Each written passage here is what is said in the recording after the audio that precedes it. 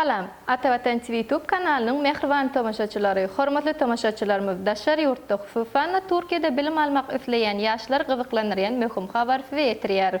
Şu günler 2024-2025 okuw ýylyna mektebi tamamlanan ýaşlar orta bilim hakyndaky şahadatnamalaryny alyp başladylar. Orta bilim hakyndaky şahadatnamalaryny alýan ýaşlar Türkmenistanda we daşar ýurtda okumak üçin giň mümkinçiliklere eýedirler. Şu günler Türkiýanyň aviasiýa birleşiginiň uniwersitetine uçarman hünäri boýunça 4 ýyllyk okuwlara kabul edilşik dowam edýändigini habar berýär. Okuwyň möhleti 4 ýyl bolup, resmi iş kagyzlary Aşgabat şäherine şu ýylyň 15-nji iýuluna çenli kabul edilýär. Bu barada has giňişleýän maglumaty Atavatan Türkmenistan halkary jurnalynyň atavatan-turkmenistan.com saýtyndan okap bilersiňiz. Mehriban ýaşlar, şu ýerde bir zady ýatladyk geçmek isleýär. Eger siz hem daşar ýurtlarda bilim almak isleýän bolsaňyz, resmi namalaryňyzyň dogry we takyk terjime edilmegi wajyp bolup durýar.